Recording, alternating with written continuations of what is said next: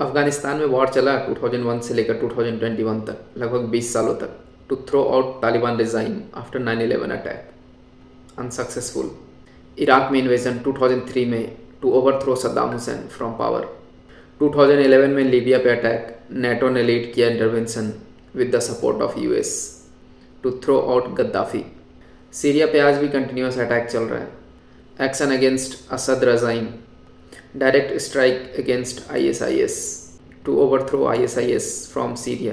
2014 से Russia Ukraine का war, और फिर 2022 में full scale invasion by Russia on Ukraine, और फिर फर्दर इन्वॉल्वमेंट नेटो का, यूरोपियन यूनियन, यूएस का। इसराइल पैलेस्टीन का वॉर, गाज़ा, वेस्ट बैंक के साथ, सूडान में सिविल वॉर, यमन में सिविल वॉर, हैती में आर्म्ड वायलेंस, म्यांमार में civil war, unstable government, Bangladesh में protest, political unstability, unstable government, Pakistan Afghanistan के बीच में बॉर्डर टेंशन, उसको लेकर छोटी बड़ी लड़ाई, और इंडिया और पाकिस्तान का तो भाई रेगुलर का प्रोसेस है ये। India China border dispute tension is also common.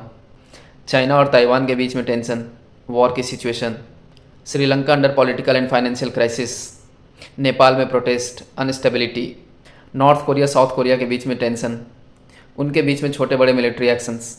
इन सब के अलावा और भी बहुत सारे ऐसे कंट्रीज हैं जो छोटे बड़े वॉर में इन्वॉल्व हैं, सिविल वॉर में, एक दूसरे के साथ लड़ाई। और अभी यूएस ने अटैक किया वेनेजुएला पे, Venezuela under attack by US, वहाँ के प्रेसिडेंट को उनके वाइफ के साथ अरेस्ट कर लिया। And now many such powers are trying hard to break us, to bring same political crisis and unstability in India as well. लेकिन भाई क्या है ना कि we learn from our mistake. एक बार गलती हुई थी और हमारे लेफ्ट और राइट दोनों हाथ की कुछ उंगलियां कट गई। उस वक्त की सिचुएशन कुछ और रहे होंगे, but now we have learn to keep things under our control. We learn from our mistakes, we grew wiser and stronger, and will grow wisest and strongest. They must be knowing that we are not same broken Bharat anymore. Otherwise they have tried multiple times but could not succeed. They failed each and every time.